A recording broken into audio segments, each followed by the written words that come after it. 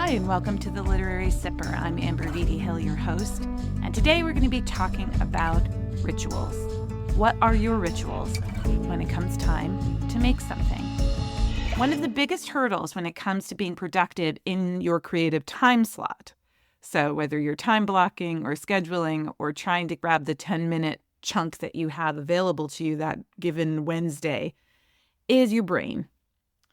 You need to convince yourself that there aren't a million other things that you can be doing and unplug it to plug it back in, as Annie Lamott says. And sometimes we need to create a signal to our brain, a sort of Pavlovian response, as it were, to let ourselves know it's okay to be where we are, to use our imagination, to allow ourselves to produce, to paint, to sing for no other reason than to explore our creative side. This is not the time designated to edit your book or edit your podcast or edit your blog post or do a second coat of paint on your canvas so that you can get to the fine detail work. This is about the creation space. And in that space where exploration is enough, it is enough of a reason to sit down in the chair. And for some people, a time of day can be a trigger for that inspiration. It's 7 a.m. It's time for me to get to work, to get to my writing space. And for others, it's setting a scene. I need to light this specific candle, or I need to sit in front of this window, or I need to go to this studio. And for some people, it is time blocking. It is saying every day between 2 and 4, I'm going to do my creative work. And the same way people make time for exercises or make time to clean or make time for those obligations to others, they make time for their creative enterprises. And there's lots of different ways to do this. And part of what I wanted to talk about today is sort of figuring out what might be most helpful for you and what would work for you. And so I'm going to sort of spitball a few ideas and then also give you a few from writers and artists and who are much more prolific than I about what they used to do for their rituals. And of course, I want to mention Mason Curry's book, Daily Rituals, which is a wonderful profile, small vignettes about many, many artists across the spectrum of talents, from dancers, choreographers, painters, actors, writers, and how they create the rituals around creation. And he also has one that's specifically daily rituals for female artists. But the book I'm referring to today is the first one, the Daily Rituals book. And for those of you who don't follow him on Substack, it's a great follow. Right now, he has for his paid subscribers something called Worm School, which is a weekly prompt to help you with your writing or to finish large projects. And in fact, this week, the week I am recording this is June 17th today.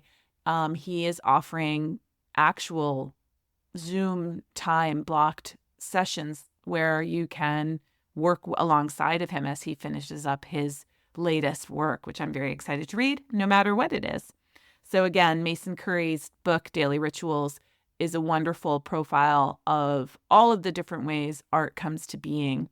Those people who improvise their art, those people who schedule it, those people who demand the time in their day, those people who are also trying to balance family lives with art. All of the spectrums are covered, and I highly recommend the book itself.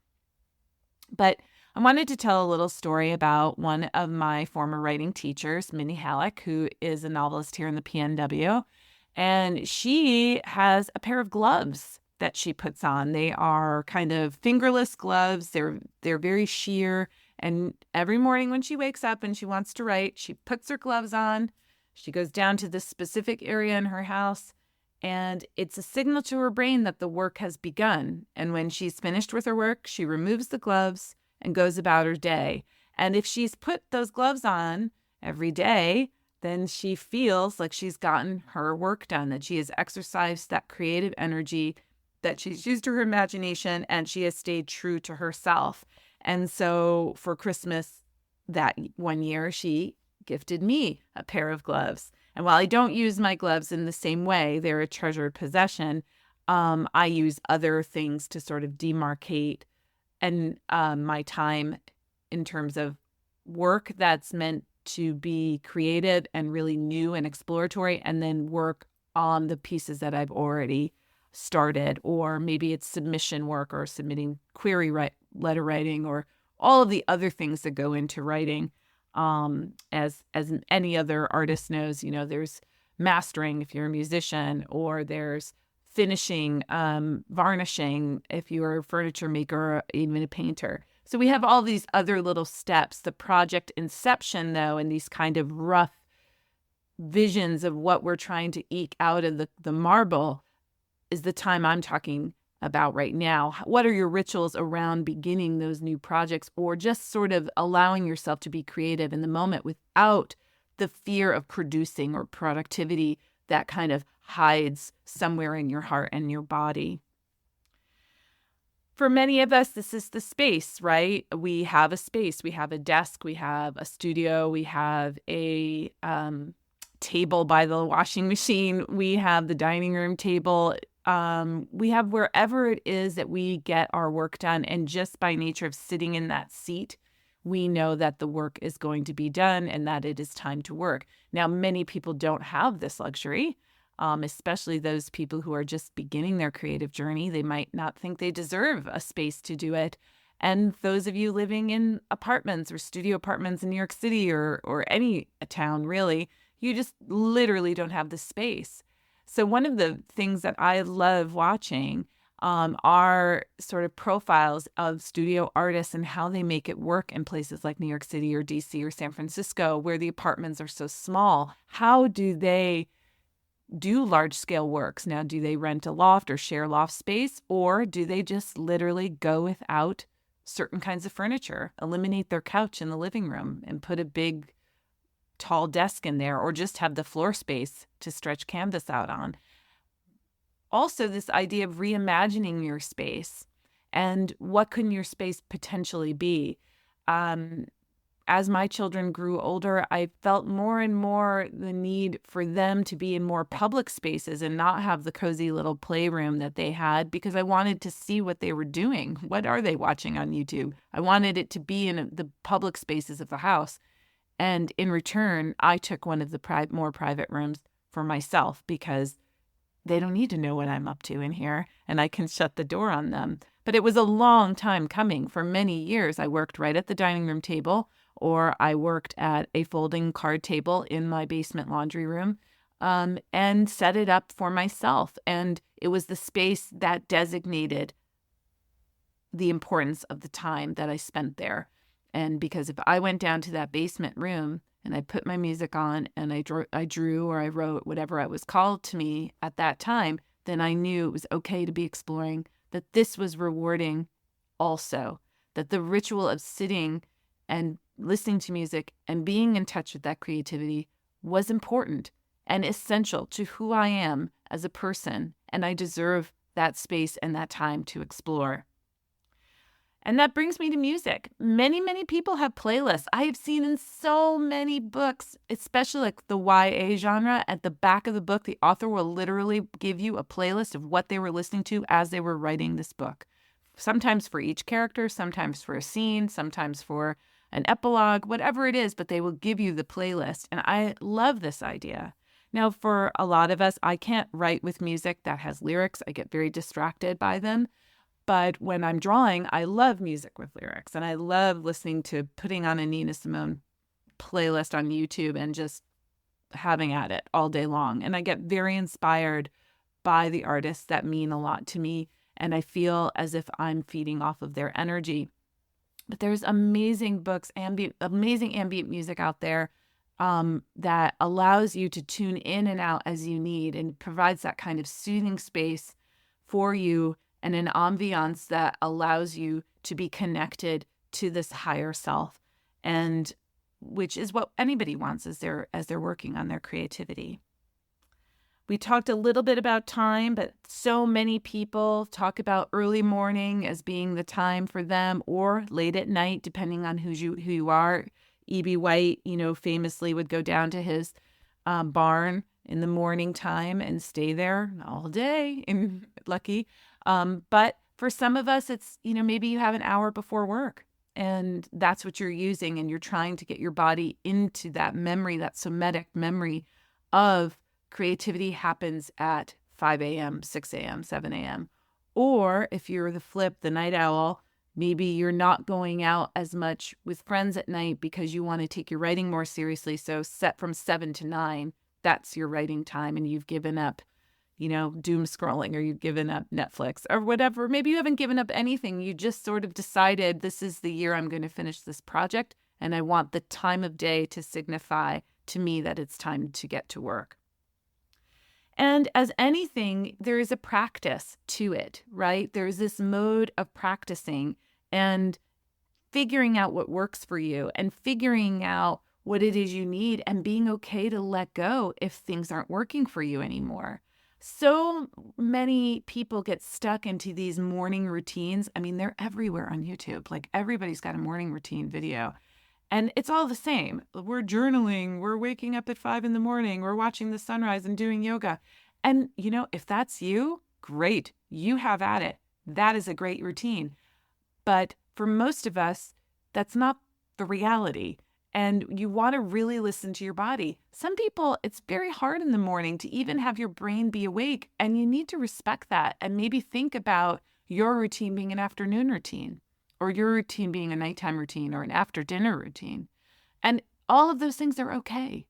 They all serve the purpose, but it is about listening to yourself and practicing it a little and then evaluating what works and what doesn't work and not holding on to ways that you think everybody else is serving everybody else if they're not serving you.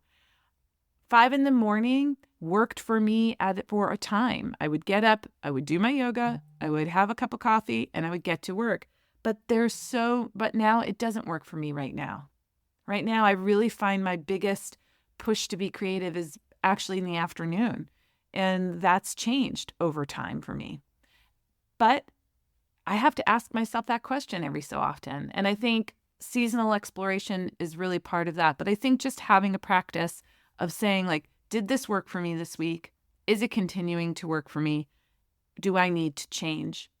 Because if I find myself not creating for a time or only doing the work that's kind of revision work or editing work and not really doing the exploring work, the starting something new, the tapping into that psyche kind of work, then I know that something's got to give in my routine, that I'm not sort of at the place that I want to be. I'm treating it more like a job rather than the pursuit of something bigger than that. I also am a very huge proponent for the artist date. As Julia Cameron writes about in The Artist's Way, of course, is take yourself on an artist date, go somewhere, go to the museum, go to the coffee shop, go to hear a lecture, go somewhere out and about in your community of other artists to be inspired, but then also to do your work in that space. So if that's taking an easel out and painting, landscape in the world, go do that. If that's writing at a coffee shop and listening to dialogue between people at the next table, do that too. Take yourself on those dates no matter what, because that's an important part of honoring yourself and honoring your alone time, so that when you sit down at your computer or you sit down at your studio table or you sit down at your instrument, you've been informed by all of these other experiences that you've had and you actually have something to say about them. And I'm also incredibly happy that I took the time to do a retreat this year for myself and just went to the writer's retreat here in Whidbey, a cabin that the owners of rent out single occupancy to writers specifically, and just took 3 days there and did nothing but work on several stories that I'm working on and some research, and just had a designated few days for that work that wasn't interrupted by all of the other things in life. And it was really powerful. And if you can only do it for one day, maybe you and a friend switch houses for a day and you go and work at her kitchen table and she goes and works at your kitchen table. Or maybe you're lucky enough that you have an awesome tree house, or you have a great fire pit in your backyard, or you have a music studio, or whatever it is that you can exchange with someone so it feels like a new space, and that it also removes you from the everydayness of your space where you will get distracted by the other things, the other hats that you wear, and can really focus on yourself as an artist. The three artists that I want to sort of talk about from the Daily Rituals How Artists Workbook are quite different. So the first is Schubert, and Schubert talks about in his ritual is the time of day and why the time of day was essential to his practice and what he used to do. And according to a childhood friend, Schubert used to sit down at his writing desk every morning at 6 o'clock and compose straight through until 1 o'clock in the afternoon. Meanwhile, many a pipe was smoked.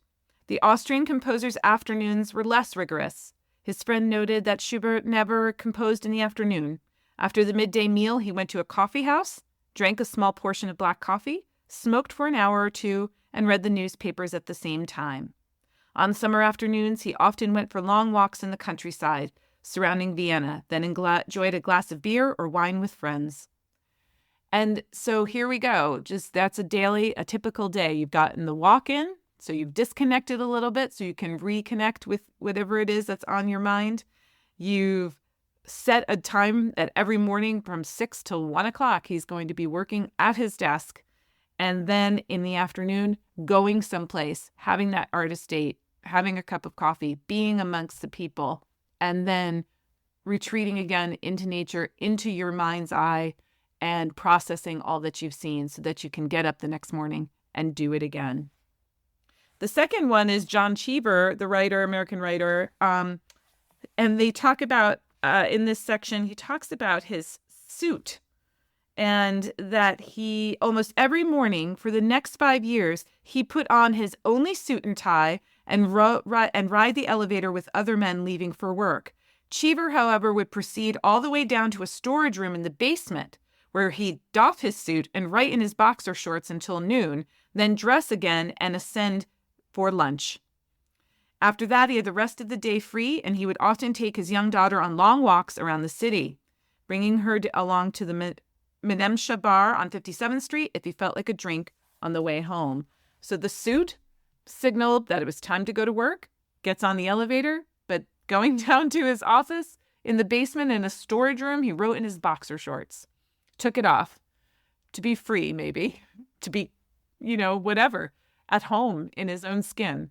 Then he puts the suit back on, and at noon he takes himself on a walk and has lunch. But again, we don't have this idea that we're tolling for hours and hours and hours. There is a shock of time, a brief time when you think about it, 4 hours of solid work, and the rest of it is life. And I think 4 hours is a huge amount of time, or 6 to 1 in the case of Schubert. But it is this idea that we have this, that artists are always working, and they are. But part of the work is thinking. Part of the work is walking.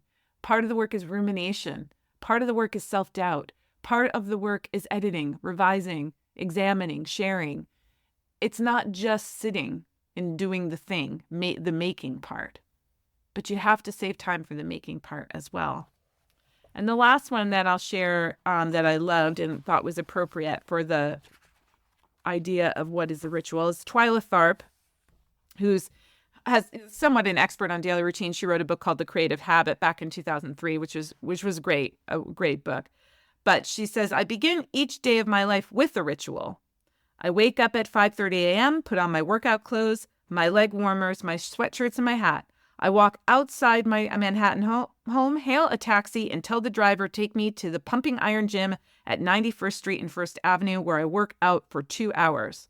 The ritual is not the stretching and weight training I put myself through each morning at the gym. The ritual is the cab. The minute I tell the driver where to go, I have completed the ritual.